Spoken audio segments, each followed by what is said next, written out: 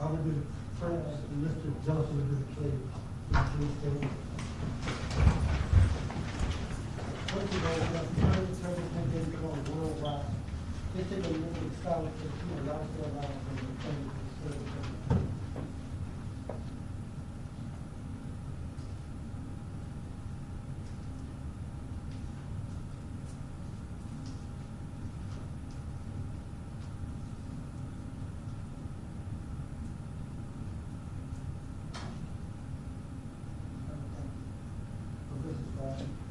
We come to the presence of Thanksgiving, all of us. Thank you. All the blessings. Real life without you, we couldn't have accomplished it. Father, I'm release. Not let you do it the truth. Real life, you look at the people, you look at this cause of this one family. Father, I pray for this year. Give us wisdom, knowledge, and understanding. I pray for everyone here. Give us someone before us. Bless me with wisdom, fill us spirit. We constantly realize that parents, they lose. We hope we unify. If our country, if our state, if our family, our local community, if for this time, I think the people in uniform, let's do it. I pray for our president, our governor, all local officials. When we use your company, use your life, please consider it. And for our brothers together as one country and one people. This is we are like to vision and one spirit, religion and worship and everything. And Father, everything is done here will be right. Give you all the praise, all the praise. In Jesus' name, amen. Before I leave, faith the flag. Pledge allegiance to the flag of the United States of America and to the republic for which it stands, one nation, under God, indivisible, with liberty and justice for all. Thank you, Mr. Johnson.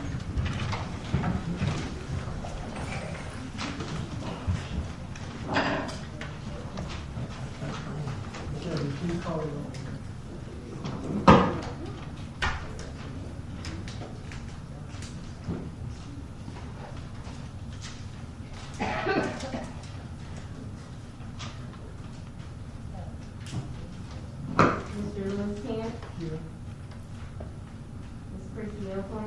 Here.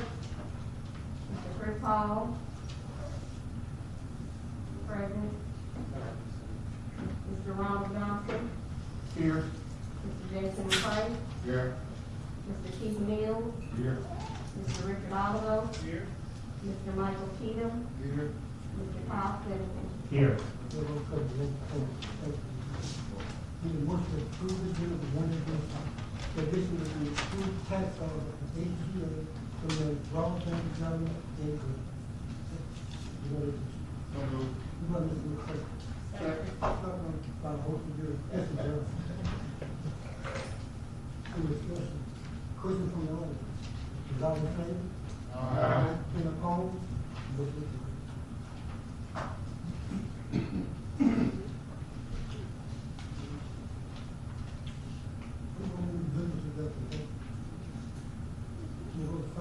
discuss date of Ryan Cemetery. Mr. Robert Johnson. Thank you, Mr. President.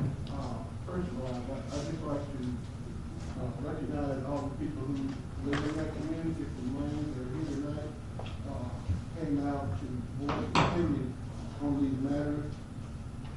Let's talk about the gate. The first thing I'd like to say, I have a problem with there was no community involvement in this decision to put up a gate. No one came and sat down with the cemetery board and seemed as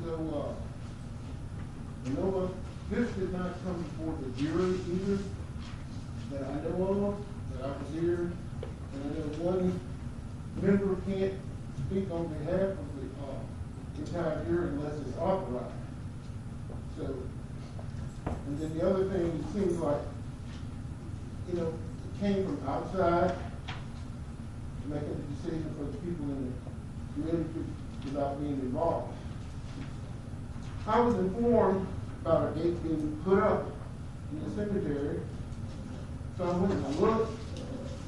The gate was there, talked to a few people in the neighborhood, and found out that man a year, possibly a year and a half ago, was talking about putting the gate up there, and I was able to get his number and I contacted him. And his name is Mr. Mike Anderson. And I asked him, I said I was calling to see if you knew anything about the gate being put up back at the end of Lane Road. And he said, yes, sir, I did. He said, well, I said, I was trying to find out who put it up and about whose authority. And he then told me, he said, well, I talked to the police jury. And I got permission from the police jury. I don't ever recall it coming up before. And he said, the sheriff also gave me permission to put the gate up. And to be honest, not to just put my side out there, he also went on to tell me, he said, Mr. Johnson, we didn't put the gate up to keep anybody out. He said, actually, several months ago, I went back there was a man, there were 4 men in the truck, one man on the back of it with the rocket shooting. And he said about 3 weeks ago, there was a guy from Mississippi. They had put the gate up there and parked at the gate. Looked like he was undecided about whether he wanted to go in or not. And he said he thought if the gate hadn't been there, he went in there. But he did go on to say, anybody wants to go back there, feel free, you never put a lock on it. Just go in and close the gate. My question was, is this a public road? Which I actually told you it is. And it's in the courthouse. So the members of my community started calling me questioning. That's when I asked to put it on the agenda. So I then talked to Mr. Cloche, Mr. Andy Cloche, who had property back there, and I think the people who own that particular property is related to him somehow. And if I'm in order, Mr. President, I would like for the Secretary to read that letter, if it's okay. You are, you are. You don't do. Mr. Kosher?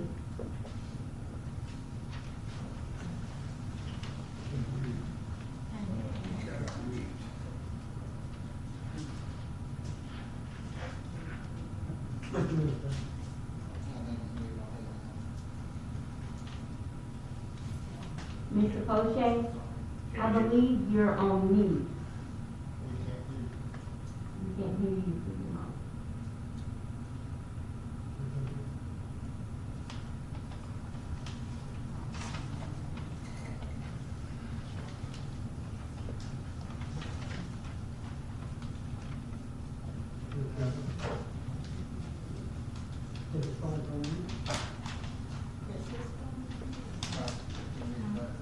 Well, Mr. Harris, you can write it.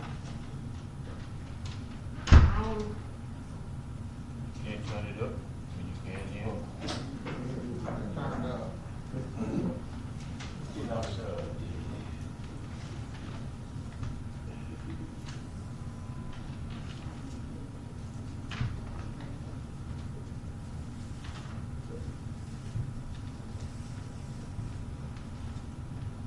I am writing on behalf of Land Cemetery LLC, an historic cemetery that has existed for over 100 years and which has operated as an authorized limited liability corporation.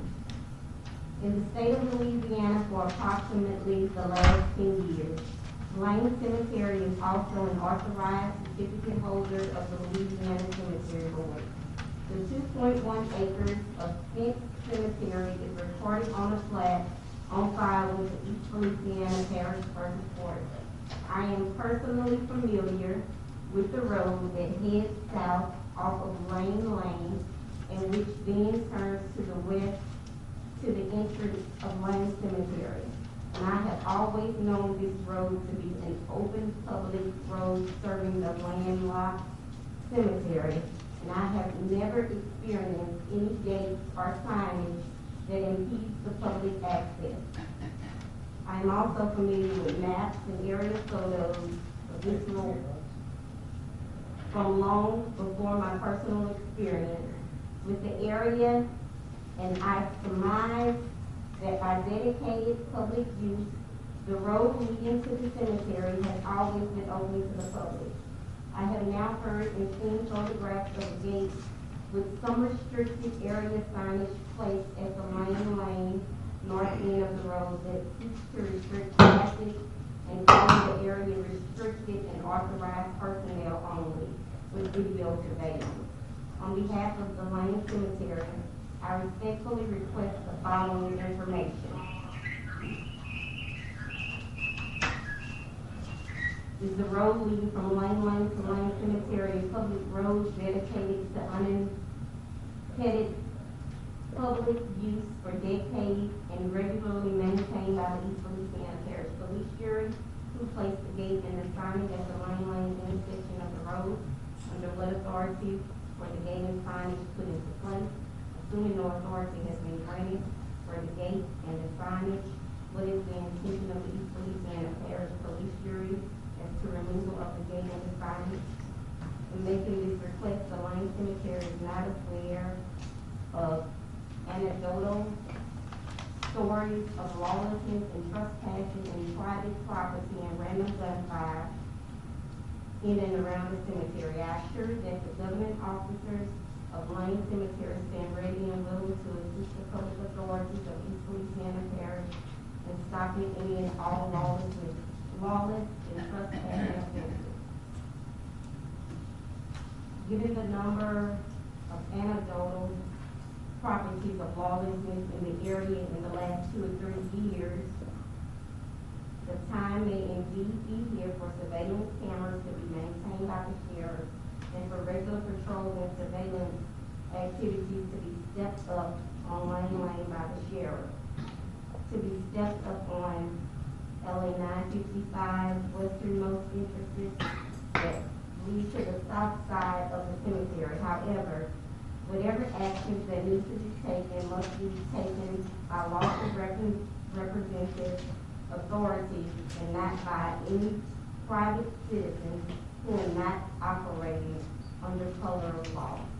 Lane Cemetery LLC will assist in any way feasible to achieve the goals of peace and proper behavior by all in keeping with the historic nature of the cemetery grounds and the surrounding property. Thank you, sir. The road used to Lane Cemetery is a public road.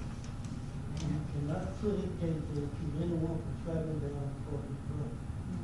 Anytime you do a work road for 3 years, it became Parish road. You have work road, if you see it, the information, you have work road more distance in the west region. And no private citizen, anyone there has a right to put a gate on the Parish road. Not the record. Who placed the gate and extended it to Lane Cemetery and take distance? I am. There's no right to put a gate on. But in the city, you could get it with no lock or key on it. There's a chain City. which indicates if what if we say, for instance, we have hundreds of people buried in that cemetery, all families. They don't all live around here. If I want to come up from New Orleans and visit my family in the cemetery, if I pull up there what they've got up there, unauthorized, authorized personnel only, you got caregivers. I mean, I'm not being intimidated because what happened? I don't know. I'm not gonna go in there because I don't know what's gonna happen. So that's not fair to me. But can I speak? Probably what's gonna happen is, Come to the mic. okay, probably what's gonna happen, when one of us go back there, name's Kelvin Roberts. When one of us go back there to go to the graveyard, you have your deer hunters back there, okay? They're gonna call the sheriff's department and say, we got a suspicious vehicle back there. The sheriff's department's gonna come, they're gonna put their lights on, they're gonna pull us on, they're gonna ask for our license, they're gonna wanna run all our license, they're gonna treat us like a criminal, because we don't cut the brother. That's what's gonna happen. They're gonna say that's not what's gonna happen, but all the deer hunters got to say is, hey, somebody was back here shooting, or something got stolen from the camp. Guess what? They're gonna say, oh, we got probable cause, because they say that somebody is still. That's what's gonna happen. The gate needs to come down, because it's gonna eliminate them worried about calling the police, because they don't have that authority to say, oh, restricted area. As long as they have that sign up there, you give them the authority and the gate to say, this is a suspicious vehicle. They shouldn't be back here. There's a gate that says unauthorized area, restricted. The sheriff just has no reason. Yeah, unauthorized. So who do you call this to act unauthorized? Who do you call? Private property. It's a public road. Who's authorized? Who's not authorized on a public road?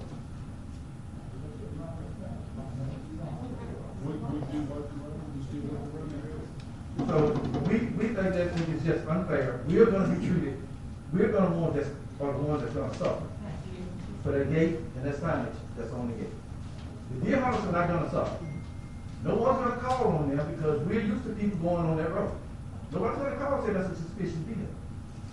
But when we go back there, they're gonna call, because they don't want us back there. That's the only reason they put the gate there. They don't want anyone back there. Regardless of the graveyard, they can care less about our graveyard. They don't want the gate there because they don't want us back there, period. So they can do whatever they're doing back there without being interrupted. That's why we want the gate there. Y'all just tell us to do it right now, we don't want. We'll leave it on the property, we Let's don't. get from, Yeah, I'd like to recognize my pastor, Freeman. I'd like to. Mr. President, I'm sorry, I'm having trouble hearing. If I could ask, please, the jury, thank you so much. Speak up, I just can't hear. Yes, ma'am. And maybe there's others. Thank you very much. Sorry to interrupt. take it, man. Roger Freeman, pastor of Providence number 2 Baptist Church, Highway 19, Elko, Louisiana. I don't live in this community, my parents are from this community, and rather, I have 7 generations of relatives buried in Lane Cemetery. Over the past 20 years, I have officiated more funerals there than any minister in this area. So I'm quite familiar with Lane Cemetery. And a lot of the people I see in there, I've buried some of their loved ones in there.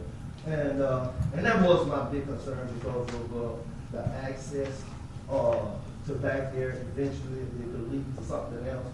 But you know, I just want to say this for the record, because there's a history up here about that. There was the old Providence church on Highway 955, where the old church used to be. A lot of our ancestors was buried back there, but now that has been dug up and it has become a field where people grow crops. And that was one of my biggest concerns. I didn't want that to happen in Lane. Because, like I said, I have a family been buried back there since 1825, and it's a very active cemetery. Mr. Robert Johnson is the one in charge of keeping it up, and so this shook up a lot of people. And like I said, with the gate, we don't want folks to be harassed going in there, trying to visit the cemetery. So that was my concern, and I pastor a lot of these folks in here, and so. And I just want to come and show, stand with them over that situation. And, you know, whatever we decide, we would like to see it done. All right, tomorrow. It's already legal, I mean, The gate's leaving on our that's all road. road, so we just take it up. That's it. That's removed. So what you said that it did. Remove it. I make a motion to remove the gate from Main Lane. Second. What's up, Mr. McCray, talking about horses, the gate must be, it's all in favor? Gate come back.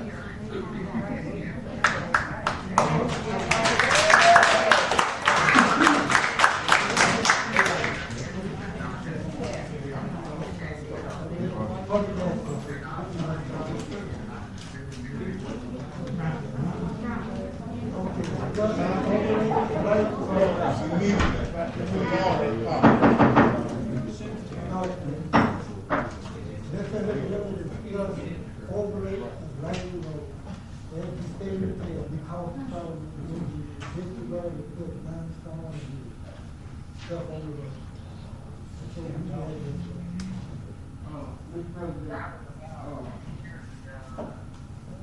we were promised several times by this particular jury that because the road should have been taken up in the first place, it should have been spots fixed. But the road was taken up, and as far as I recollect, the money was there to pave the road. As soon as they took the pavement up, there's no money. So, I mean, I don't understand that, but moving on, we were promised the road at least 3 times, and now it's time to take action. Yeah, speak over here. We called the call, and we should rectify what we did. The jury called that it was done. We were trying to respect the wishes of the former jury who passed away, and we could, and we were able to fix that road. So we made that decision. The jury as a whole made the decision. We respect the wishes of the Yes, sir, and I'm just going to reiterate what you just said. My name is Ingrid, I live on Lane Road, I was a resident of East Feliciana Parish, I grew up in Constance Parish.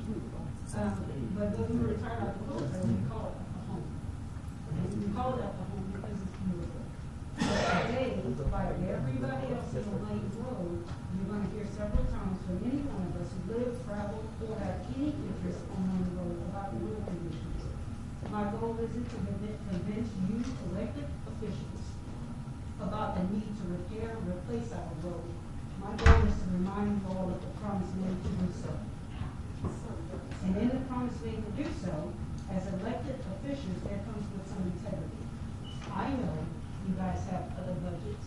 We all know it takes a lot to run a city and a parish. But at the same time, I feel like we're living back in DC, where it's representation, taxation without representation. None of us have picked up the phone consistently and bothered you guys. We trusted that you gave us your word, and we're a year and a half out. I'm 3 alignments out, meaning I got 3 alignments I do every year. We're dodging holes. I take a veteran to the VA, and he hurts already. So every time we hit a pothole, he starts to wrinkle. Now, at the end of the day, we can sit here and we can meet like this every Monday. It won't do any good until you guys, just like the Army held us accountable for our word, and when we wore uniform, we were held to a standard.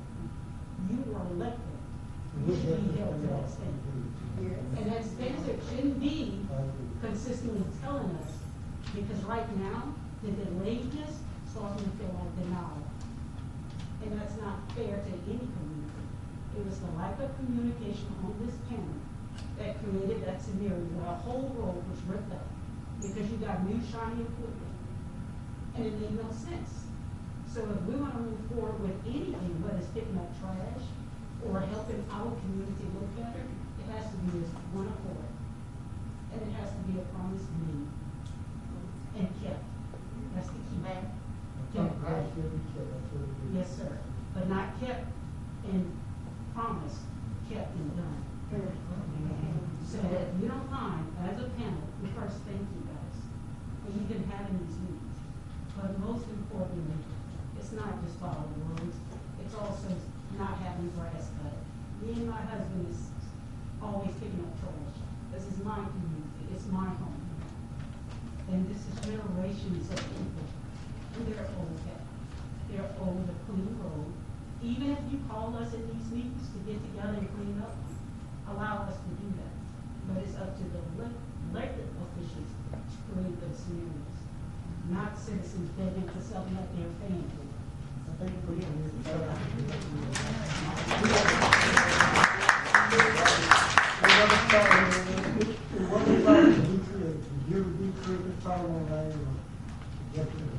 we took a road that shouldn't have been torn up because it was committed to forming the. Yes, And we should be willing to rectify that. we both came at the same time last time, it's been almost a year. And in that meeting, y'all told me 2 months. Y'all said y'all was gonna go and straighten it up. Y'all gonna get bids in 2 months. January or whatever, y'all would probably pay the road. Cause when I stepped on the mic, I came back and said, wait a minute, can y'all give me a time frame? Because I'm gonna be right back up here asking, when are y'all gonna do it? Y'all actually gave me a time frame. Y'all, yes, y'all said in about 2 months, y'all was gonna pay the road. It's almost a year to date since the last time I spoke. Flat tire, bust the radiator, come rocking the radiator, out of line. Same thing. It's horrible. And I see on here y'all have a vote to allocate money for overlay of Lakeshore Drive. And this road is 3 years old. How can you be voting to overlay another project when you haven't corrected the one you messed up?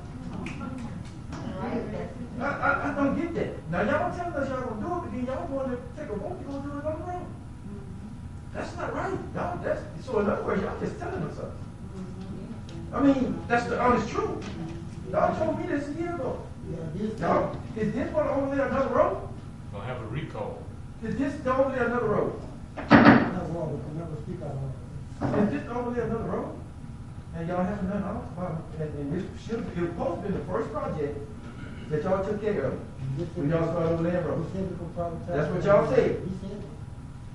Now y'all can overlay another road now. You haven't done it. Y'all are neglecting us. Whether intentional or unintentional, you're neglecting us. Why? Because apparently y'all are not giving us any respect back there. And that's not right. First of all, Mr. Brown, I respect everyone in this case. You got to show me. 20,000 people. You got to show me. The voice of the one. You got to show me. Don't get to get the end because it's not. Okay, I understand your words last time. I respected that and I took you on your word. And I didn't call, I didn't come, I waited and I said, every time I turn on the road, I look for that sign saying when overlay will start. Go ahead. Every day I've been disappointed. Look, I'd like to say, on behalf of Mr. Cray over here with Public Works, we've been trying to get the overlay project brought up and get to moving, and it just hasn't moved. It ain't because we ain't trying. You know, you gotta go through the process. And I wanna say to you folks, I got a project on Hawkins Lane. I don't know one person out there, one lady that calls me every once in a while with no receipt. All right? Now, if y'all think y'all got it bad on Lane, now we did, this jury did do wrong, but you go out on Hawkins Lane on 955 and go down in that bottom, and you'll get everything knocked out of your car. And you imagine your baby is getting on the bus when the rain comes up and the sewer water runs out there. So it's some bad stuff here that needs to be addressed. It's just not y'all. And I know I feel your pain because I went out there the morning this happened and I want to know why this is happening. So I didn't have authority to stop it, but it should have stopped. But somehow or another, we're going to try to fix it. And like Mr. Johnson said, we're only one vote. It's 9 votes. You can vote one time. So did someone vote against it? No, I mean, we got to get all the votes to get what you want done. I mean, I can vote for it, he can vote if you don't get the rest of the votes. And I understand everything you say to it, but we're 3 years out on that vote. Get the finance in place to get. That's a long time. I got something to say. Tax money. Reiterate what you said on Hawkins Road, we talking. We working on okay, correct. Now, I live on Lane Road, I've been here 36 years in this parish. Hawkins Road, that's cool. I understand what you're saying. But we talking about Lane Road. And another thing we need to address is the cutting grass on the side of the road. That, y'all cut grass one time this year. I see on 955, I travel this place all the time. All the grass is cut, it's sprayed, everything. That's the Move it state. on with one spray, That's that's the state. environment. That's the state. But that's another thing we need to address, cutting the size of the road, Mr. Thompson. getting the limbs off the road. Mr. Thompson, I assure you that I am working with the women. I got her started. She gets a road. I don't know why she pulled out, but I will be talking to her. Trust me, I am working on getting those roads cut. I've received numerous calls on my Florida Burn Road. My wife let me know yesterday she almost had a wreck because the weeds are hanging in that curve around there by 91 Bridge.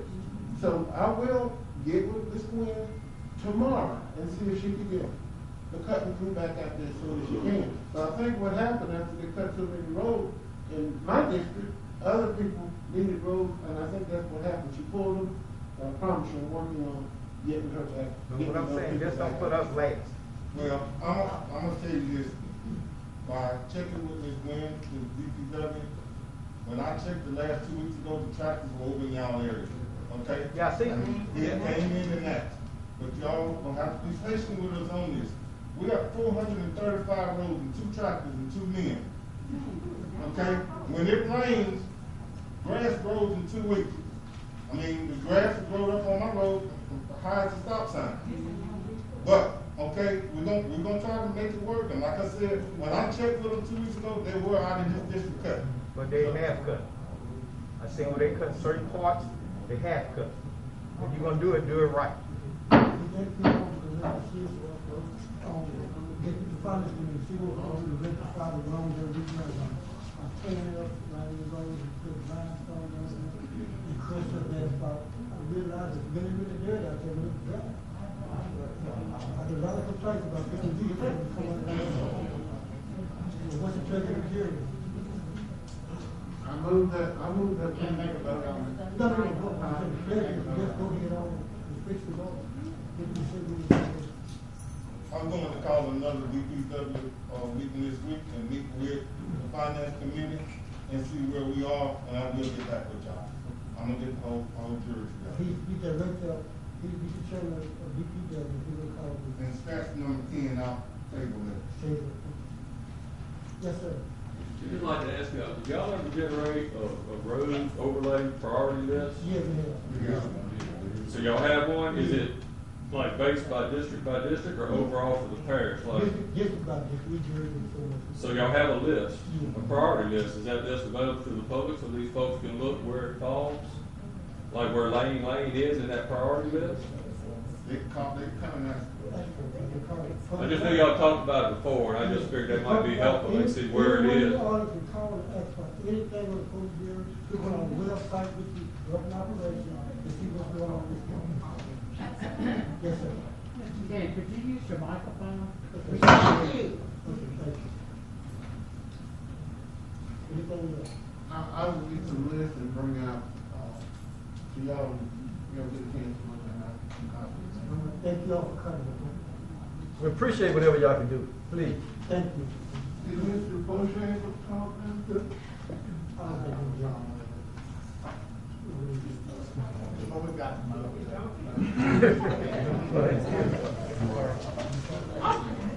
We got a motion for the game. Tomorrow, the gate will be removed tomorrow.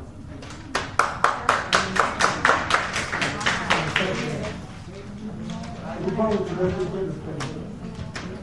Adopt the minutes from the August 2021 public hearing. Reading notice in the code. Move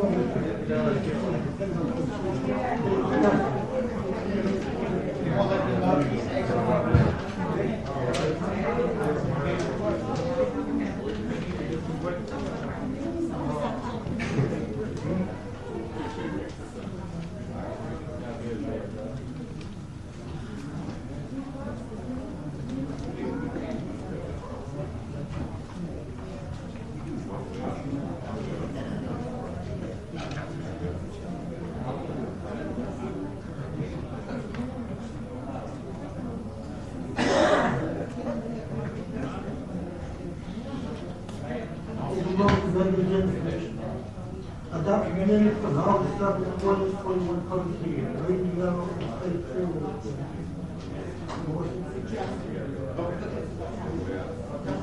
Hey, ma'am, could y'all go ahead and put that name so we can finish this?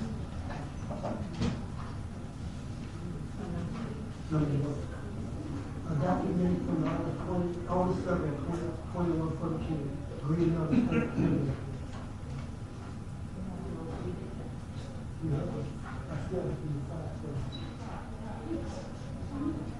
Now there's a motion. Motion. Any discussion, question from the audience? You all in favor? You opposed? Motion carried. Adopted minutes from August 2nd, 2021 regular meeting. Not so moved. By Mr. Johnson. Second. Second by Coach Sheehan. Any discussion? Any question from the audience? You all in favor? You opposed? Motion carried. On the new business, Mr. Tony King, Justice of the Peace, District.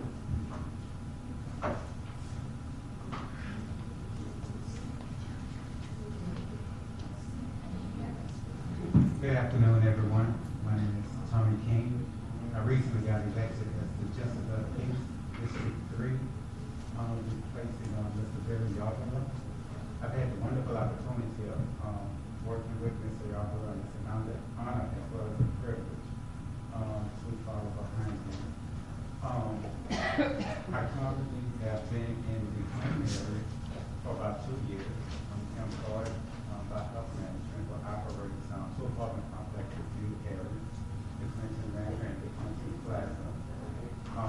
My commitment to fairness, honesty, and integrity. I look forward to working with you, working with the community, and moving forward as the Justice of the Peace District 3 in the Clinton Feliciana Parish area. Thank you. Thank you.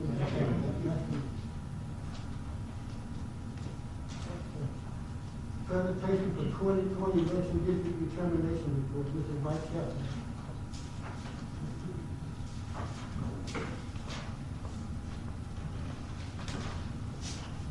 Thank you, Mr. President, Mayor, members of the jury. Mike Kessner with Geographic Planning and Demographic Services. Well, we finally got the reapportionment data. 6 months late. A lot of it, well, all of it was due to COVID-related delays in collecting and tabulating, but we finally got it. So I ran your numbers.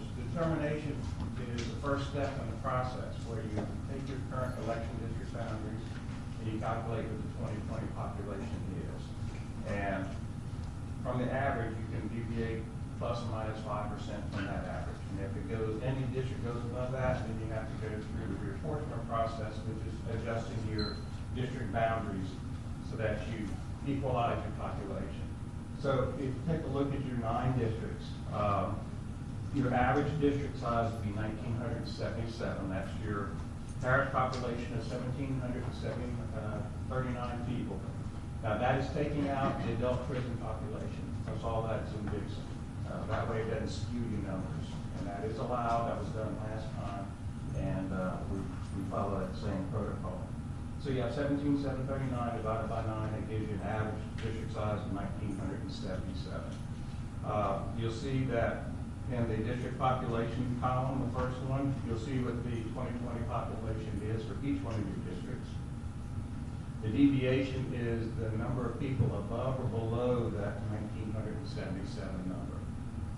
The percentage is that, how much of a percent that deviation is. I also work it out by white, percent white, black, percent black, so you can kind of track how that's looking around. So you have deviation that ranges for 14% for 1A, 18% for 1B. District 2 is 0 deviation, that's the exact district average. District 3 is 21% low, 4A and 4B. Well, 4A is at 5%, 4B is at 9%. On that District 3 to 21%, could you explain what that means? I'm sorry, say again? On District 3, on the 21% low on the deviation, can you explain what that means? Sure. You see the first column, it says 1,565? Right. Okay, if you subtract that from the average of 1,977, which is your district average, that means that you're 412 below that number. Right. So you're on the low side of that 5%. The reason I asked about that, because that's my district, and the last time we did rezone it, I took a big hit, and my numbers went down considerably. I surpassed it, but I wanna see a change this time. Well, that's what part of this process is. Now, I do mine a little different. Nancy Jensen's done yours in the past, she's since retired. I do mine differently. What I do is I'll bring the redistricting software here, and we actually hook it up, and we have just a public workshop. So we go district by district, you tell me what you like, what you don't like, and I'll show you what works and what doesn't work. You'll see what works and doesn't work. So all of you are gonna have equal input as well as the public into the district. So that's gonna be the process we're gonna use. So we're gonna have to correct these. So we're at 9% high for 4B, 18% low for 5, and 11% low for District 7, just so the audience is safe. Those are the adjustments. 6 out of 9 are going to need to be adjusted. To be honest with you, once you start moving boundaries, you affect the neighboring boundary. That's a domino effect. So everybody's probably going to have some changes in their districts. Of course, we have to balance this in light of maintaining minority district representation as well. So those are the two main things that we'll be looking at as we move forward on here. So this is the memo. You have an ordinance that's before you this evening, I believe, that is just a formal statement that you calculated the numbers and you determined that reapportionment is required. Now that is a state statute that requires that, and so it's just really a formality. It really formalizes the numbers that you see right here. In fact, I have that exact same chart in that ordinance. Are there any questions with regards to reapportionment? The state district will have to be redrawn. 6 out of 9 have to be. Is there anything we can draw these districts up where they kind of coincide with the school board district? I'm actually going to be talking with the school board here. I was talking to Michael Bradford the other day, and that's something that actually I would like to be able to try to coordinate, because both of y'all use precincts. And if you remember in 2019, the parish is one of the ones that we combined some of your smaller precincts into the larger ones. We knew we were going to have to start dividing. So this gives us chances to figure out which ones to divide and how best to divide. So instead of having, let's say you had 35 precincts before and we brought it down to 23, we might add another 6 or 7 or 8 because we're splitting some and creating new precincts out of those splits.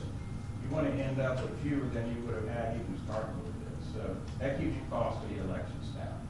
But yeah, I would like to do that because both of y'all are going to use precincts, and I want to be able to coordinate any splits they have with the splits that you have, so we minimize it. But if y'all want to have the same districts, there's nothing keeping y'all from doing that. If that is something though that the board and the jury are interested in exploring, what I'd like to do is get each of you with your counterparts together in the same room.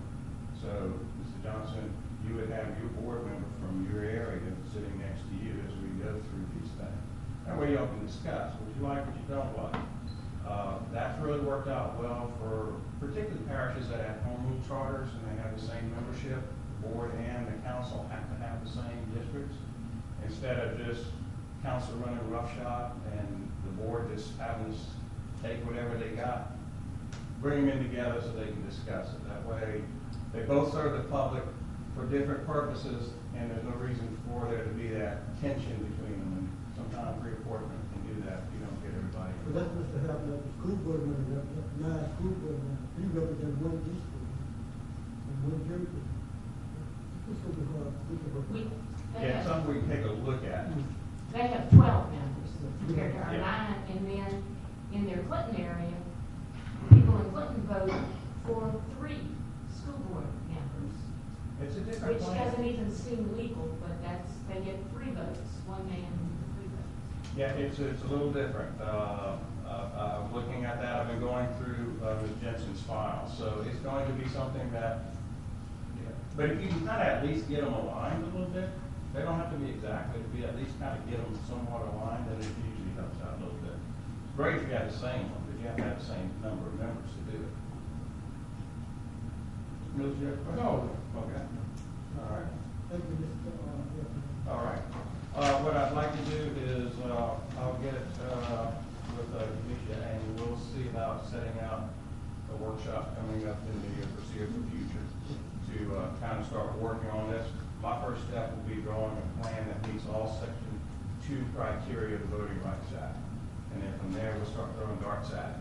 Like trash, we may say, we don't like some of it, don't like some of it. But that gives us at least a starting point. You know, the district come up every 10 years.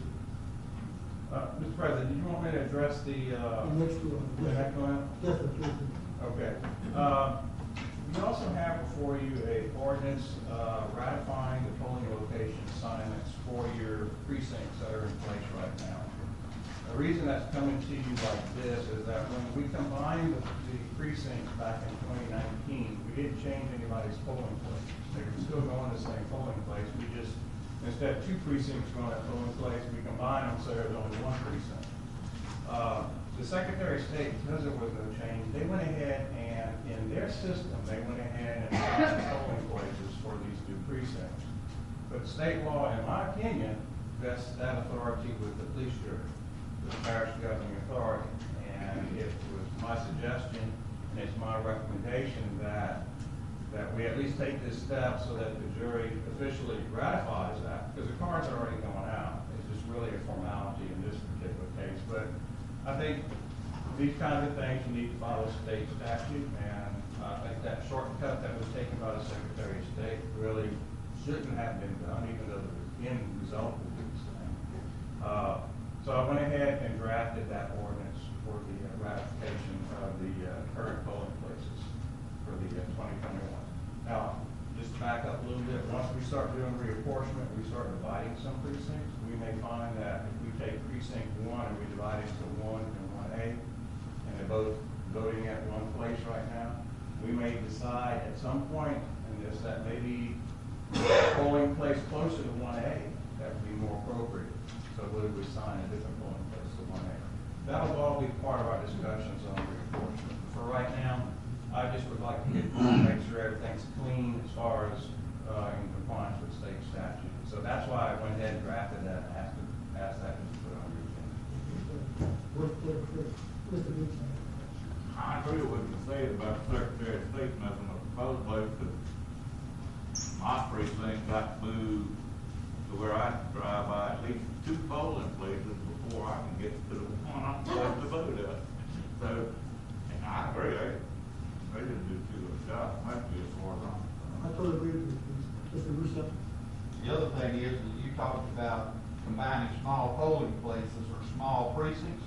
20 and 22 are not small, and they took all of 20, which encompasses 67 and all the way out to the edge of Norwood, over to the edge of 22, and moved it to 22, which means people like the Perkins and the Jack Jones that live up on 422 have to go all the way out to Slayton's now to vote.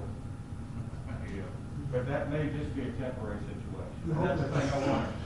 I don't care if temporary or not, it's untenable. They should not have done it. They're not combining smalls, they're combining larges to make, whittle it down. That's in my That's not what the purpose I didn't was. agree with you, but definitely right. Well, the thing, just to back up a little bit, is that this actually will allow you to actually be able to make your precincts cleaner and your district lines cleaner. Now, when this was encouraged by the Secretary of State and they passed the legislation to allow this, they weren't anticipating, this was supposed to be an off election year. The Secretary of State said there's not going to be any elections in the fall of 21. These precincts weren't used. Well, you know, the legislature decided they want to have some constitutional amendments, and they put some in 22, but they put some in 21. Now, had we had the normal schedule, and none of us knew this COVID thing back in 2019, we would have had this data back in March. You probably would already have your plan already drawn with the new precincts in that would have gone into effect in 21. So the COVID really kind of thrown this into kink. And I fully understand the inconvenience it's going to be for this coming election. But I believe that you will find in 22, after we finish the whole process, I think you can find it to be very convenient. It's going to be a lot better. But I do recognize it does put some people out for this fall election. And my apologies for that. We weren't anticipating some of the things that happened and transpired since 2019. But I think you'll be very pleased once we're finished with it. You'll actually be able to see it, and anybody in the public who wishes to participate in that, they'll actually be able to see it. You'll see how your population dynamics and how we can have to divide these precincts so that they're appropriate. Yes, Mr. Russo? I do have another question. Did they divide any of the precincts, split them up and send them to two different places? No, they were mostly a combination. He's the same one. He hadn't gotten a new card. I got a new card. We're in the same precinct. Okay. I don't handle any of that. I actually don't handle polling place assignments. I do your geographic precinct boundary. That's my expertise. The registrar and the clerk know the polling places. I don't know I have them on my map, but I can't tell you if they're big enough, small enough, have enough outlets, have appropriate handicap access, those kinds of things, appropriate parking. That's for local decisions. So they usually tell me what they want, and then it goes before the jury as a recommendation, and then they approve that. In this particular case, the Secretary of State made that decision. Yeah. I thank you, Mr. Huffman. Yes, sir. I need a motion to set before the 2020 election district determination by Mr. Huffman. So moved. By Mr. McCray. By Dr. Quinn. Any discussion? Question from the audience? All in favor? Any opposed? Order to ratify the polling location established previously by Secretary of State 2021 precinct. Motion. Motion. Mr. McCray. Second. Second by Mr. Johnson. Any discussion? Question from the audience? Not all in favor? Any opposed? Motion carries. Number 7, adopt the levy 2021 millage rate for the head unit, allowed area, exempted municipality, and general animal, with a roll form, roll call vote is on. Motion. Mr. Johnson, second by Coach Cheatham. Roll call vote. Mr. Cheatham? Yes. Mr. Kyle Flanagan? Yes. Mr. Chris Hall?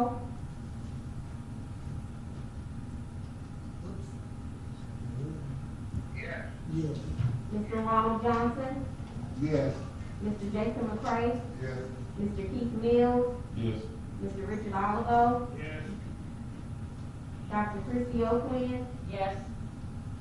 Motion passed. Approve advertisement to fill vacancy on the Tourist Commission. So moved. By Mr. Mills. By Dr. Quinn. Any discussion? Question from the audience? All in favor? Any opposed? Motion carries. Approve quote for $18,000 to relocate water and gas line to Bank Street Extension Bridge. As you know, we got approved to go ahead and place the bridge on Bank Street, but we have to move the utility. Mr. Lucian. Why is the jury responsible for moving the utilities when the utilities, especially gas, should have never been attached to that bridge, existing bridge, at all? So, juries never paid for relocation of utilities in the past. They just have to be relocated by the company. We pay for all of our relocations out in here. Mr. President, Mr. Morgan, Mr. Morgan.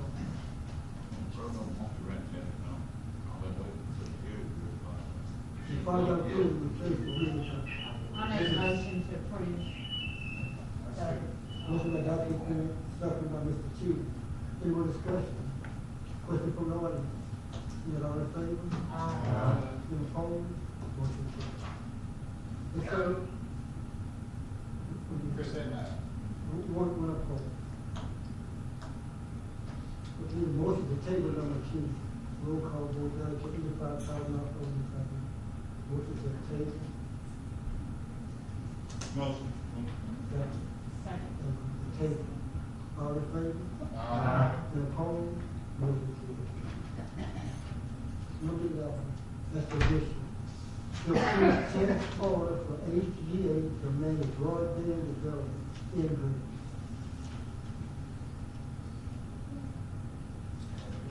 It's an ask order, it's not to exceed price.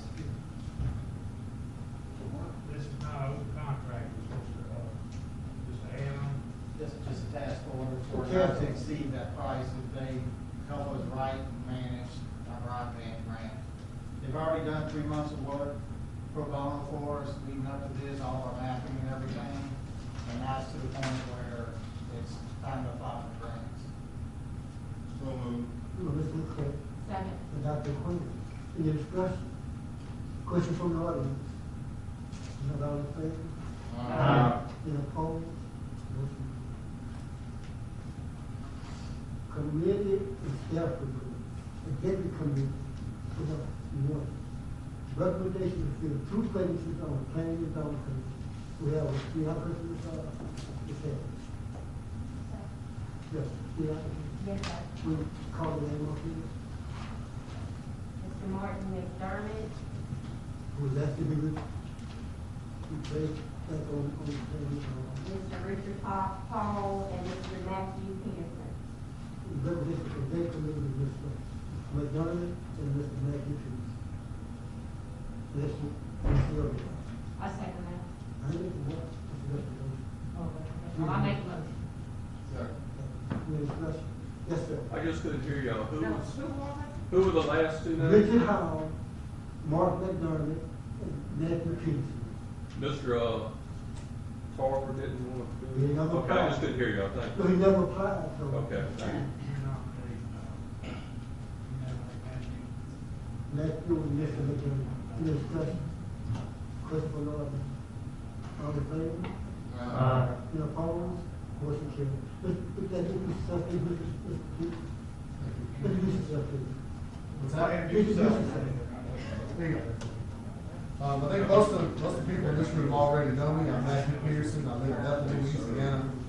Lifetime resident and soon to be retired from both the U.S. Army Reserve and my job down at ExxonMobil on scene. But thank you, Mr. President, for consideration. I'll do my best. Thank you. Personnel committee, Mr. Michael Sheehan. Finance committee, Mr. Chris Howard. Make a motion, you need a motion to approve all monthly invoices. Any discussion? Question from the audience? All in favor? Any opposed? Motion carried. Public Works and Equipment, Mr. Jason McCray. I don't have anything, but I wanna let my members know, kind of stay over a little bit. We gonna try to get together and see when the best time to get a meeting set up. All members of the DPW, thank you, Mr. McCray. Building and Property, Mr. Kyle Kennedy. I have nothing at this time. Administrative matter, Homeland Security, Mr. Billy Morrow. Only thing I have is to update on the COVID vaccination event. So we coordinated with the National Guard and RKM, and next week, we're gonna have we're gonna do Monday and Tuesday of next week. All of them are gonna be from 10:30 to 5:30.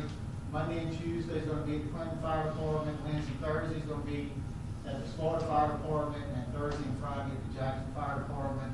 We're gonna be offering COVID vaccinations as close to a drop of it you can. It's a 15-minute observation time after the shot, but other than that, is in and out. And this is brought on due to the fact that our COVID numbers and deaths are astronomical right now. We're per capita one of the highest parishes in the state for both deaths and positive cases. They're going up exponentially each week, about 10%, but 3 weeks ago, we were testing in our parish about 17 or 18 people a day at 20%. Now we're testing about 200 a day at 40% positive rates. Coroner last week did 9 death notifications just for COVID deaths that we did just in this parish. We have one of the lowest percentages in the state for vaccinated. We haven't even broken 30% of our population yet. And I think it's going, the stats don't lie. So we're going to do everything we can to offer the water for people to drink out of, and that's about the most we can do as a jury. I got a question. I was there. And my brother, Data is reflected from our state institutions. None of that. I'm basing it all off RKM's data they're giving me for residential. I was asked a question by a lot of people. Am I my brother's keeper? Yes, we should be our brother's keeper. because we should look out for one another. We got people who don't want to be vaccinated, but most people don't have a clue. But people are dying every day in this parish, being hospitalized every day because of the virus, because people just don't want to come together. We cannot force you to take a vaccine. I would never force my will on anyone. But yes, let's be our brother's keeper. We got a religious, Christian belief that we should be our brother's keeper. It's not for me, for the world. We should look out for one another. That's the bottom line. A divided country cannot stand. When we come together, we can defeat this virus and learn to live with it. Thank you. Our numbers are grim right now, but there's nothing we can do for the next couple of weeks of what's coming. It's gonna be really bad. And I'm just, 2 weeks ago, I did a public notification that last week was gonna be really bad. I'm telling you, the next 2 weeks are gonna be horrific as far as deaths and cases in this parish, in this region. LDH says that right now, if we can level off, and I have talked to them nearly every day, we won't see this fight trend out for about 5 to 6 weeks. For whatever we do right now, just vote. Yes, come. We better expect you directly, but just live, do with it. Thank you. Okay, treasurer's report. You report your in your binders and I You emailed just it said to you. meeting, 6 6 weeks. feet. Yeah, I'm sure that's right. I'm sorry. Regional 6 meeting will be held in Youngstown. Any jurors, I sent out an email. If you would like me to register you, you can also run again. If you would like me to register, we can register for the Region 6 meeting, just let me know. Is that The public? information is in your. Last year, the council told us about it. You gonna be in St. Helena? No, we're going to Youngstown. I'm gonna be in St. They are the Helena. host. It's a host of the building. Yeah, the host of the building. Commissioner Morgan for saying no.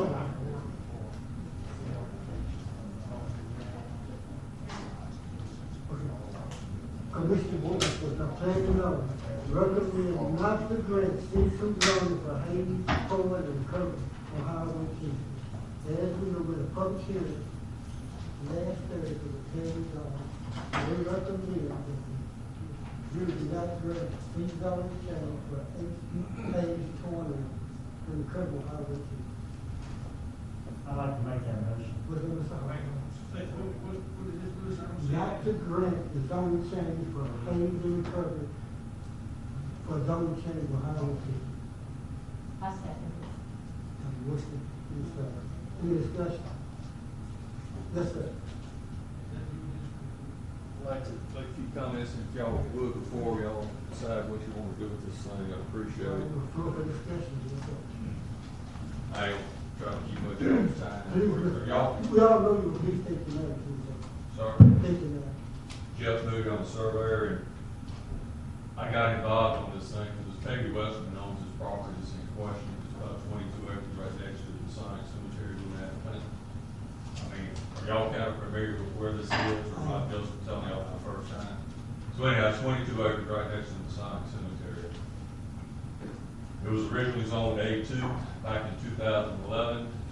There was a dispute between Ms. Westerman and the parish. She filed a civil action, thinking that the parish, police jury was being capricious and arbitrary. She was wanting to rezone the property. She filed a lawsuit, a civil action. It ended up in the federal district judge in Baton Rouge. So they ended up, long story short, a consent decree. So out of that came, they rezoned the property front 300 feet deep, parallel to Highway 10, was on C1, and everything behind it R2. So that's what the property's on right now. You got 4 property owners that order this property. You got the Masonic Cemetery on the west. You got Kaylee Hill on the back that's got 8-point-something acres. It's a wooded tract. You got Mr. Marley Bunch back there with 4 acres. You got a nice house back there he just built. You got Mr. Cameron Gentry on the east, 13 acres. So that's the 4 property owners. They're zoned A2. You got the 1 house on it. So the Hayeses own Hayes Recovery and Towing. They entered into a purchase agreement with Ms. Westerman here several months back. they first went in front of the planning commission back in October saying this is what we want to do. What they're trying to do, what the whole public hearing was about, they want to put an official storage facility on the property. After an hour and 45 minutes of discussion the other night, there was a lot of discussion, a lot of questions about it.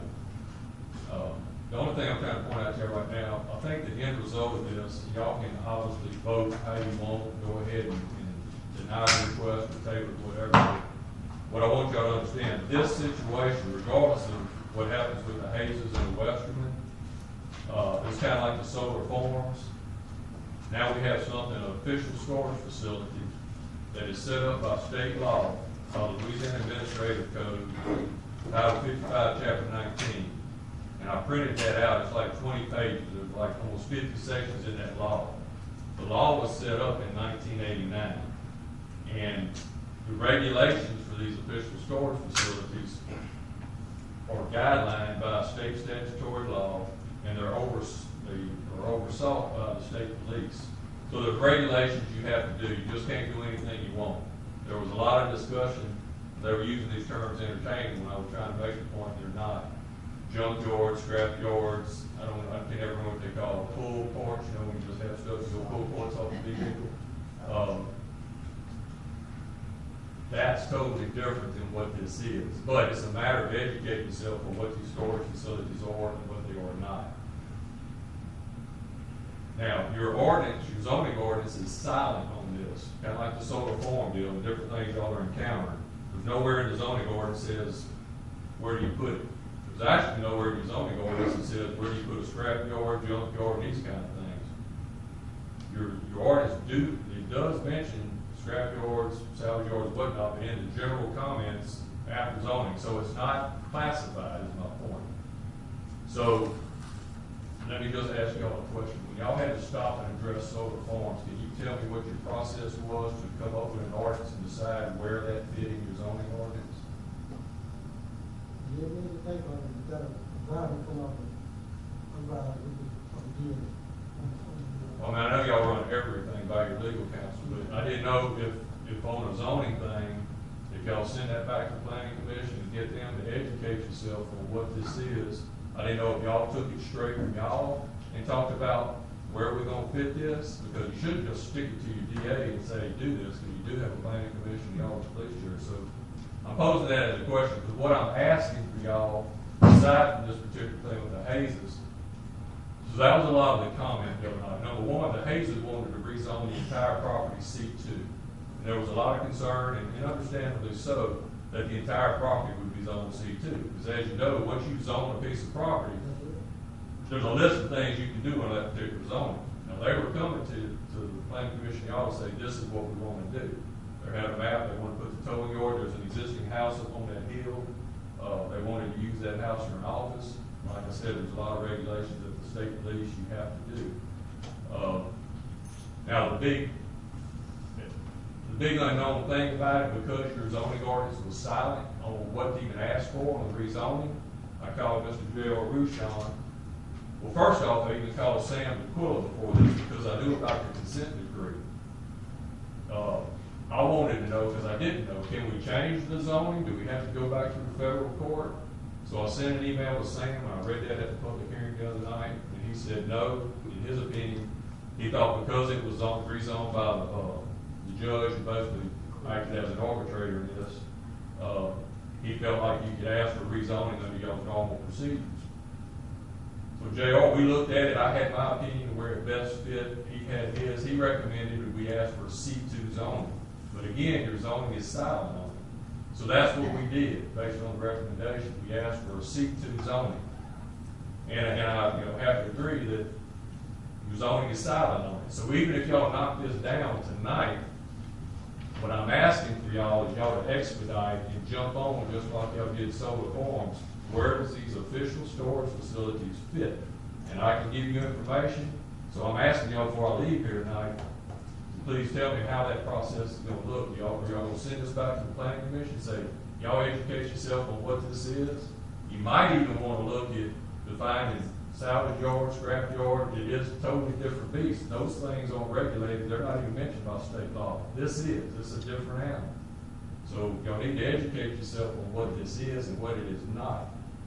And I'm asking y'all that y'all fast forward this thing and try to find out where it fits, because I'm representing the owner, Ms. Westerman, and the Hayeses, whatever y'all do, whether you knock it down tonight or turn it down, and I would like y'all to hear them a little bit when they come up here, because of the comments from the public, I think they're thinking now that they want to ask for just wherever the towing and storage facility would be located on this 22 acres to be rezoned, whatever y'all decide that, where it should fit in your zoning classification. The size of this towing yard, they're talking about half an acre out of 22 acres. And then there's a lot of public concern on where on that 22 acres that would be. So depending on what y'all decide, and they're going to have to work out, the Hayes is going to have to work out with Ms. Peggy Westerman. I told them, depending on after the night, they're going to have to talk to see just how much more Ms. Peggy is willing to keep going down this road on rezoning or whatnot. So it's kind of that situation. So I am asking y'all that aside from this particular rezoning request, that y'all do like you did the solar farm and other things y'all had to do. Hemp extraction, y'all get new stuff every day. Where does it fit? So I would like y'all to think about it. I know it wasn't an action item tonight, but I would hope this wouldn't take 2 months, 3 months, that you can find out where you're going to fit these things and put them in your zoning ordinance. So then the Hayeses and Ms. Westwood can decide how or if they want to proceed with a different slant. The Hayeses don't want to upset any of the neighbors. There was some legitimate concerns, some flaky concerns, but a lot of legitimate concerns. So with that, that's what I wanted to tell y'all. And if y'all don't mind, I would like the Hayeses want to get up there and speak a little bit on their thoughts on that. But anyhow. I have one question for you. I was at the meeting. Two classifications came up. One was light industry and one was came to number 2. They seem to think that the strategy would be toward that light industry. Well, I'll be honest with you. When I first looked at it, I kind of thought it kind of fit under light industrial. Mr. Rushion thought so too. But I'll also be honest with you, I mean, it's flip a coin. So my point is, just like I did with solar farm, y'all need to look at it. You need to know what it is, what animal you're actually dealing with on the storage facility, and you need to understand the difference that it's not a junkyard, it's not this, because it's just not. A lot of people say it's the same, you can play with it, no, you're not. So y'all need to educate yourself and decide where it fits in your zoning, so people will know, and so, we probably should have had that answer ahead of time. I know with the solar farms, that was out there in front of y'all, and it's facing the same thing with the solar farm. Go ahead and stop, pump the brakes, and say, where does this fit? So I would ask that y'all fast track that and just decide what y'all's process is, and make it public on what it is, so I know. When you have a rezoning thing like that, does it go through the planning commission to say, we look at it, this is what we recommend, y'all look at it? I understand you're gonna be saying to look at it, but I do not believe proper procedure just kick something like this to your legal advisor and say, y'all tell us where it fits. When you got board, y'all are elected, and you got a planning commission supposed to oversee this stuff.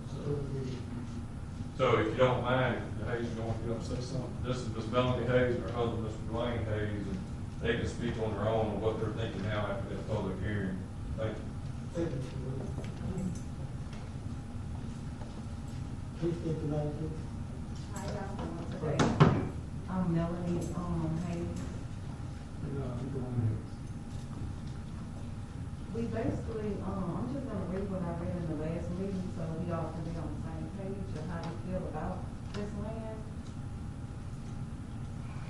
It says, on a positive note, Hayes Torn. On a positive note, Hayes Torn will offer employment opportunities in this area. We will also patronize local businesses, banks, etc.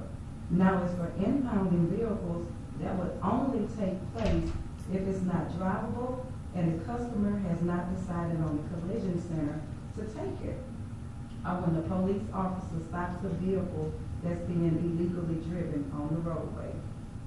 We will be here to serve this community. We offer roadside services such as winching, tire services, jump starts, and lockouts. You may need a tractor, lumber, boat, generator, or storage unit moved. We're getting older now, and we just want to settle down, enjoy the rest of the life that God has for us, with a decent living, and just to continue to give back. On this land, one day we plan to take care of our elderly parents and just work hard, and with the grace of God, one day build our dream home. So a lot of people have a misconception of what an impound lot is. If somebody have a wreck and is not driven, it's like a half an acre of this land we want to use out of 22. So it still leaves 21 and a half acres left. And we're going to use that. Concerned about oil leaking on the ground. That's when we have solvents that we use. We have an all tray. And inside of that lot, we're going to have a pavement. So anything that's leaking, we're going to catch it. And it's a local company that will come out and take the containers with them of motor oil. So at first we was asking, because we thought because it was a commercial loan, that we had to get the whole 22 acres rezoned. No, we don't want to use that much. We only want to go by the state troopers, the state guidelines. If they're going to come out regular random inspections of the lot, they're going to make sure, no all or any junk or anything laying around. And we only want that because we're going to store our tow trucks also. So, everybody have a wrong conception of what we want to do. No cars. Every car that we have, and we also got a notarized paper stating at one time we will only have a maximum of 12 cars. After that, if it's junk and nobody claim it, it's going to go to Louisiana scrap. We want to keep the land nice and elegant. We don't want a bunch of junky cars around there. And like I said, one day, God bless us, we're going to build a dream home. My husband and I even planned on renewing our vows and lighting up the lake. Good evening, Mr. President, members of the board. My wife been gone all night, telling me what she want to do. The fact is, we need to know what's the place so that we can put an impound lot on our property. An impound lot is completely different from a savage yard. It's like night and day. And we only want to utilize maybe a half an acre to 3/4 of the back. We want asphalt from the entrance to the lot, completely to the lot. The lot is going to be pavement. We'll have the security fence around it. We'll have a buffer around it. We won't even notice that. I'm just saying, before the board make a decision, whatever you decide, if you decide, no, just can you enlighten us what we need to go, what's the next step for us?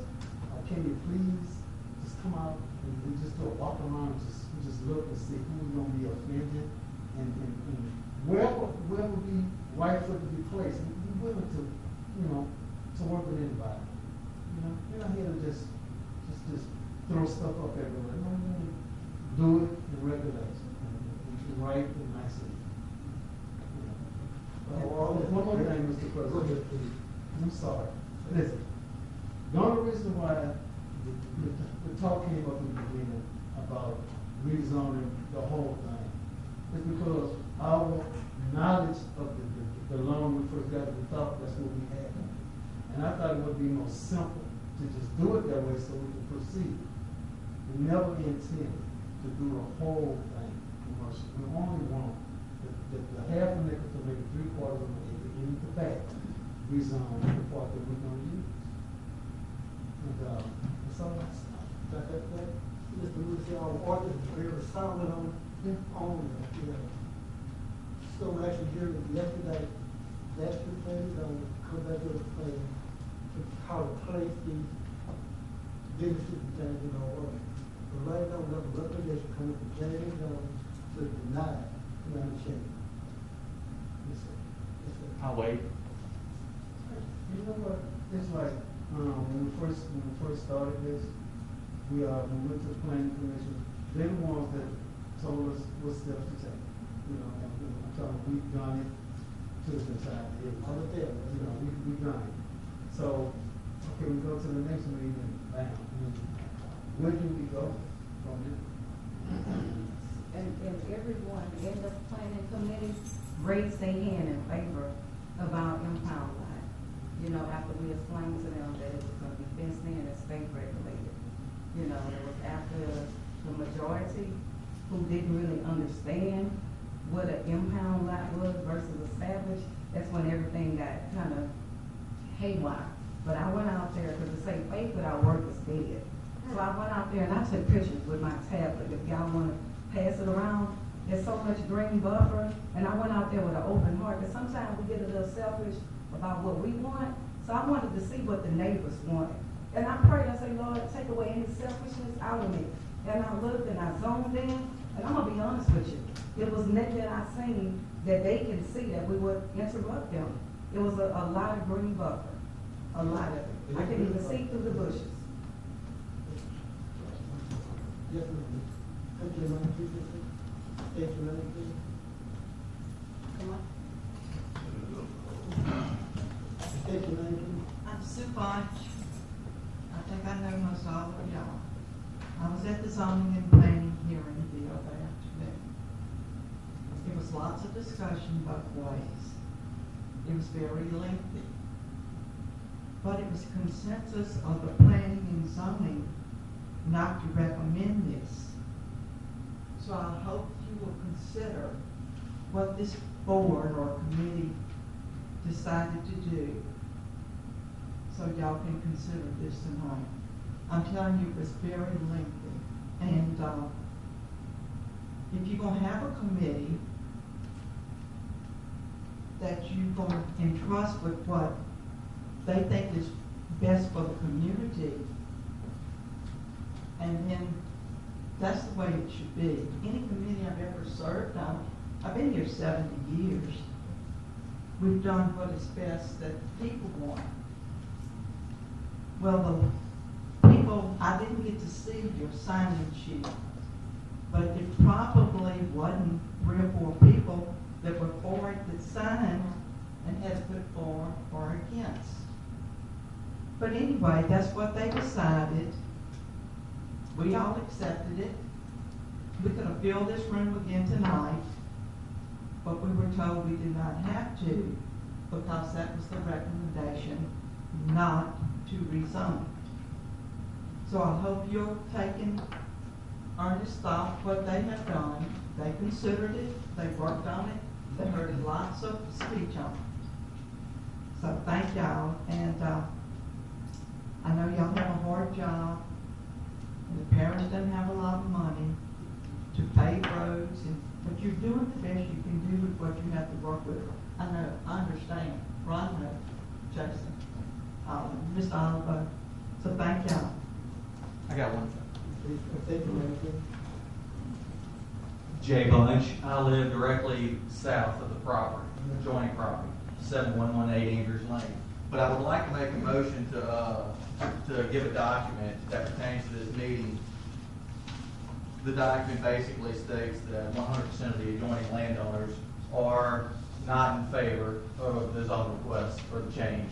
So I just wanted to make sure that this gets into the minutes. And that's basically it. I appreciate y'all's time.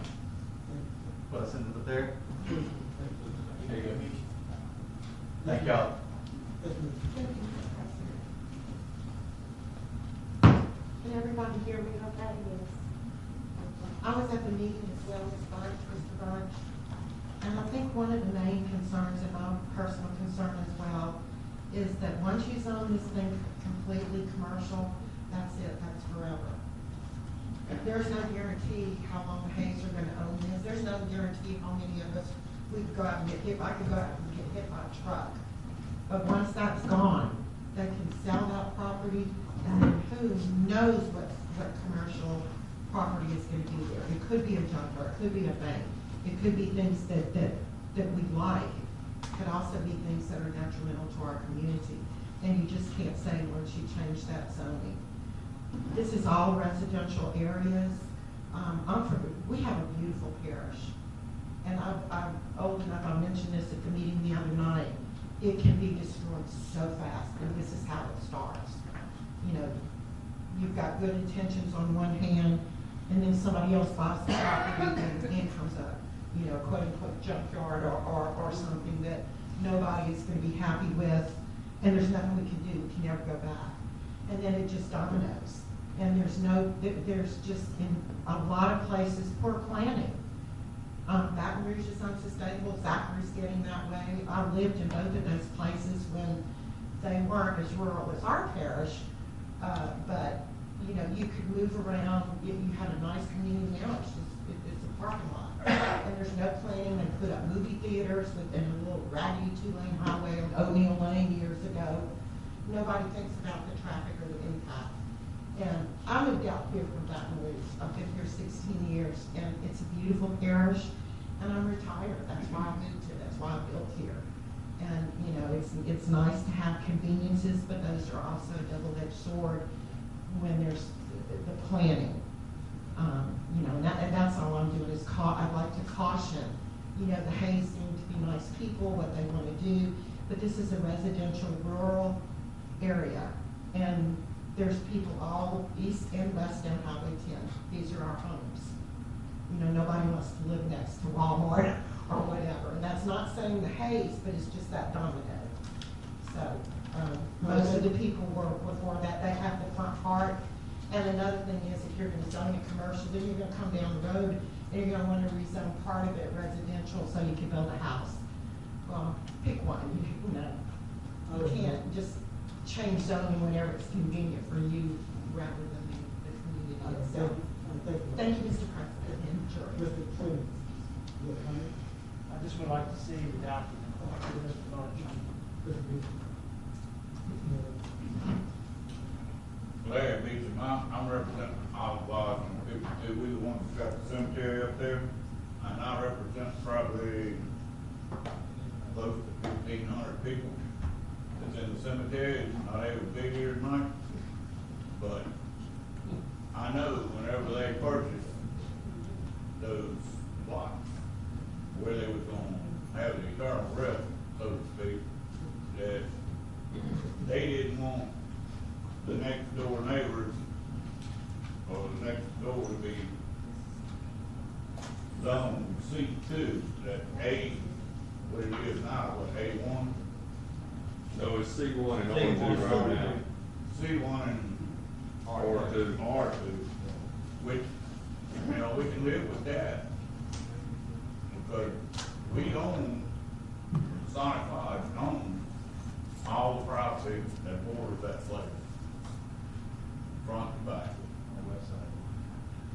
And, you know, I'm definitely against it being zoned C2. We'll take a couple more comments from the call for the question.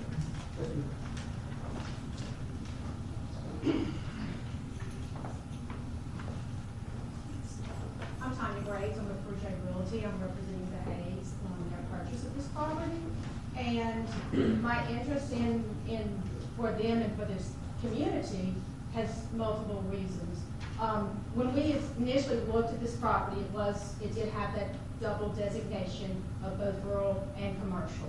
And we looked at the property where the home is situated, being converted into an office, and having the ability for people to make easy access coming and going off the property while they were to build their personal home to the front of the property, as well as a retirement home for their parents, each of their parents on the opposite side of the pond. So that way when people would be driving past, as you had indicated, it would still have that rural feel to it, and having the designation of the lot being behind the office with trees and greenery, such that when people would pass, they would not even know that that was an impound lot. So as people would move up and down the highway, they would see this beautiful home with a wraparound porch on that hill, and then the office way back, and then another home to the front. So their intention, as well as Ms. Westerman, was to designate this to where homes would be placed there. And that's what their intention is to place their own personal homes there, but leaving that other home that's there now and using that as an office. So as people come and go from, you know, if they're at an LSU game and their car gets towed away and it's sent to them, and they go and they bring it, they hide it behind a fence that's laced with trees, well, then no one knows it's there. But yet people can come, easy access, come down the highway, so it's Highway 10, you come to the office, you go in, you pay, you get your car, you leave. Again, if it's deemed, you know, broken or whatever, that's not movable, then the state, again, the state has their guidelines that they're required to abide by. So it's not that they wanted to intentionally change the entire zoning of this property, but they just thought it was going to be simpler for the sake of and the ease of it. But if y'all would grant a small portion of that property to be kept commercial, then they could live out their dream of what they want, and still keeping in line with the rest of the community and what the community's needs and desires are as well. So that's. Okay, thank you. Thank you. One more call for the question. One more thing. I wish y'all could have all heard the discussion. I did, you right here. Yes, you did. When they discussed it the other day, it was going to be commercial. And then later on, they're gonna build their dream home, but you can't build it on commercial property. It has to go back to residential. That's what they said. I know there was comments. That's what to it that said. effect, but that's not what I'm the just ordinance telling you what it says. said. Okay. When she's talking about, they talked about building a privacy fence and all. Over in Masonic Cemetery, the Hills Road, where this property is. And I did make a drastic mistake the other night and stated that you'd have to build a 3-story privacy fence. I was wrong. It'd take 10 stories of fence to keep the view from the Masonic Cemetery. When you're coming from Clinton, going to Greensburg, you can see that area they're talking about very clearly. You can. So, and now it sounds like to me, the realtor would like to keep part of commercial or whatever she said then, but that's neither here nor there tonight. Yeah, just real quick to remind y'all that there won't be any confusion. The planning and zoning meeting was for the entire piece of property. You can't change that today. So the motion has to be based off of what was presented to them, which is The recommendation that they made. Mr. Chair, just one more comment. What I'm looking for is the survey and whatnot, just to reiterate, in your motion, you're getting ready to reject it because it was presented to y'all as C2 and it's silent on what it is. I would ask that in your motion, reject it if that's what you're going to do, but then order the fact that you're going to classify an official store. That's what I'm asking you to do. Okay, got a question. If the recommendation coming from the planning and zoning commission, along with our legal advisor, this is kind of family court, the executive recommendation from planning and zoning to mine the zoning change. I'm gonna call roll call vote. Then vote for the second. Accept the recommendation coming from planning and zoning. Roll call vote for second. Yeah, Mr. O'Quinn. Mr. Franklin, yes, one more question. Jacob Fisher, I'm just east of them, and I understand that that's a beautiful piece of property. There's a modern green area there, but my property, there is not a place that they can put any kind of impound yard, salvage yard, whatever you want to call it, that I can't see. I've got the highest property in that area. Your So, probably one of the highest points in the parish. yes. And we plan on building a house on the highest point of our property. We already have the plans pulled up, we've already paid for them and everything. We've been paying on this property for years. And now we're faced with this, and I feel for y'all, I understand where y'all are coming from. I don't think y'all have any ill intentions or anything like that. However, once, like my husband said, there's not a piece of property on that 22 acres that they can put that we won't be able to see it when we walk out our back door or front door. So yes, going down Highway 10, people won't be able to see it. Yeah. And I will also. But I've got one more question, and that's it. I would like to suggest that whenever y'all do review how to zone the request for what they're trying to do, it's not not salvage yard, a storage facility. I would just also ask if y'all would make some recommendations or requirements that storage facilities are to be placed X amount of feet within a residence, or some real boundaries, so that it protects every resident within our parish. And I would like to say one more thing, because. I'm sorry, the call for the question, please take a vote on the matter. All right, take your vote. Recommendation is not to grant dollars for food service. I so move. Let that roll call that. The second recommendation comes from legal file. Mr. Michael Cheatham, I'm sorry, I didn't It was strictly. Excessive. Yes or no? It's yes or no? Yes. Mr. Kyle Flanagan, Yes. Mr. Chris Hall votes. Mr. Ronald Johnson, Yes. Mr. Jason McCray, Yes. Mr. Keith Mills, Yes. Dr. Christie O'Connor. Yes. Mr. Richard Aldo. Yes. And I think the dollar was not in change. Thank you all for coming. All right. Let's go to the agenda. The official Chamber of Commerce. Let keep the official. Yes, I'll be very brief. We'll talk about the roads that we on our annual appearance index, and I put it in everybody's mailbox. Okay? So we'll have a discussion. This has been a long meeting. So if you would just read it and let me hear from you. Can I say something? Yes. Over in my area, someone put up a little small sign, which I'm very glad, keep pushing out through those. I fought this stuff right over my old business. So like we turn around, dump all the trash out there. That's really nice. I know, that is a problem.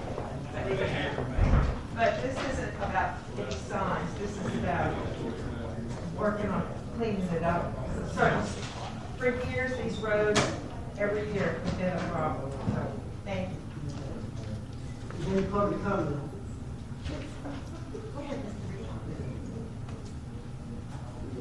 I just want to echo in the public comment section what Mr. Moody said. Planning and zoning will address the silent portions of the zoning. Come back to y'all next month because we have our end of the month meeting and it's going to be on the agenda as far as we'll have our recommendations. Once it comes to you, it'll be a required ordinance change, which will take a minimum of 30 days to do because like everything else, you have a public hearing. We'll get you recommendations to both accommodate the hazes and some other areas in the zoning ordinance. But it's going to kind of be like a subdivision ordinance. It's going to be a recommendation. And that was the other part of that is I noticed that the subdivision ordinance wasn't on the agenda again tonight. So we'd like to get it to public hearing. President, thank you. Gosh, all this serious stuff, I've got silly on about my dogs.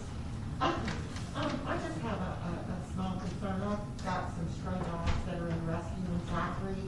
And I was looking around trying to find some place. Long story short, I went to our jury office. Mr. Rowe, you were very, very helpful.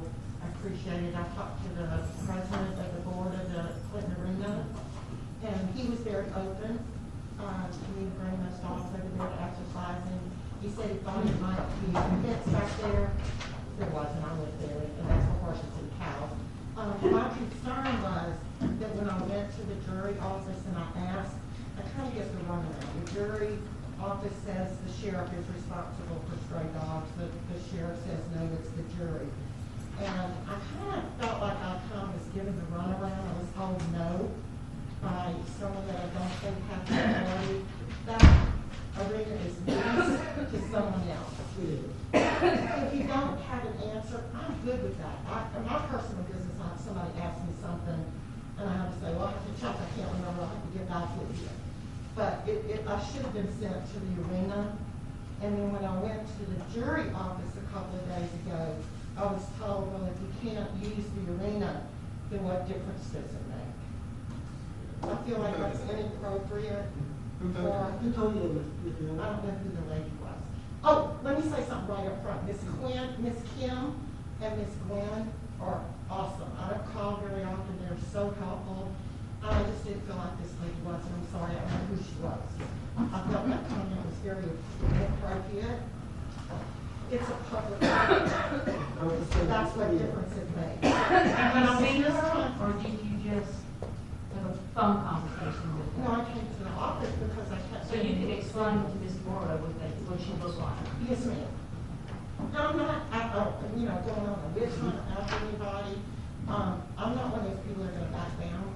But comments like that, some people are intimidated and might, not speak, because anybody has the right to ask for that. And I was trying to find out was who had the authority. And somebody told me no, who I didn't feel had the authority. All you have to do is send me to this board. He's very, very nice. And that's all I have to say. Thank you, Mr. President, for your members. Thank you, ma'am. I was getting ready to leave, and this nice gentleman told me to go back and state my case. My name is Kim Morgan. I live at 6863 Highway 63. I'm here, and I have listened to the first one I've been to, and it's been very interesting, but my case is too, and it is about the garbage pickup. Oh, yeah. And I know my garbage will sit there 2 weeks.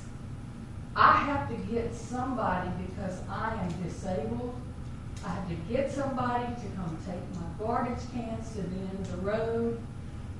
I take care of a paraplegic daughter and a 2.5-year-old great-granddaughter. Lots of garbage. And I need to know, I don't have any idea how much money was saved by hiring this riff-raff company, but I have lived in this parish for 73 years. My garbage has always been picked up on time, no matter where I've lived in the parish, except for now when this company was hired. I have called the police jury so much. I don't know if they got a running total on me or not, but y'all, this is sad. And it's not the whole road. It's us. And I don't know what I've done to these people. And the dogs. I don't want to claim you, ma'am. You're not mine, but I'll give you my phone number, and I'll guarantee results. Where do you live? She lives on 63. 6863. I am almost exactly in front of the Boy Scout place. Yeah, I know. My property backs up to the Boy Scout place. You're on the north. I'm on the same side as the Boy Scout. Yep, that's not me. But I'll take it. I wish somebody would take me up with this garbage. There is a provision, and I think we need to check back with that, but there was a provision that they offered for our handicap, you remember that? For some of our handicapped people, that they provided a different service. And see, we gotta have people tell us. We don't know unless somebody comes and tells us we need some extra help. So, yeah, so, I mean, that came up at some point in time. It might have come up at the convention or something, but we had that. Hey, all we got to do is figure out where your arm is.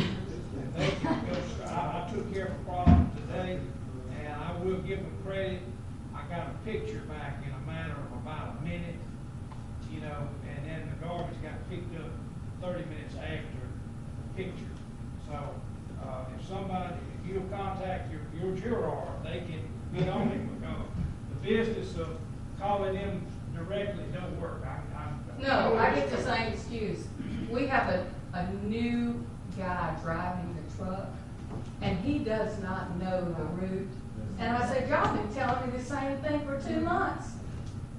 What is wrong with this guy? He ain't got a brain? Ms. Martin, if you complain is very valid, we don't want this problem. Call the jury off 100 times if we have to. Keep complaining until we get it rectified. And I will. Yes, ma'am. Do y'all know where the McGee house is, that's part of Avondale? Yeah. The McGee's owned all that property at one time. It's right, it's where they had that killing. I know where So, that is. okay, Where her Brad house is the very was next killed. house, on the same side of the road. That's not me, I stopped at the bridge by the tomato farm, the bottom shop down there, that's where mine is. You need to state your address. They don't matter, somebody. If you would call me more, somebody can give you your address. Somebody. I'm gonna say this also there in jury here. They were district pleas for people who know who these juries are. You better open the campaign and within the house, be someone representative. Just that simple. Thank you, ma'am. I don't know how many years the Lord has me here, but I would like to know my garbage need to be picked up in those years. And you need to know your jury also, Mr. Moore. You need to know your jury. Exactly, you need to know your jury. Your representative. Okay, thank you so Any much. public comment? That's right, get a one to the jury. Second. All in favor?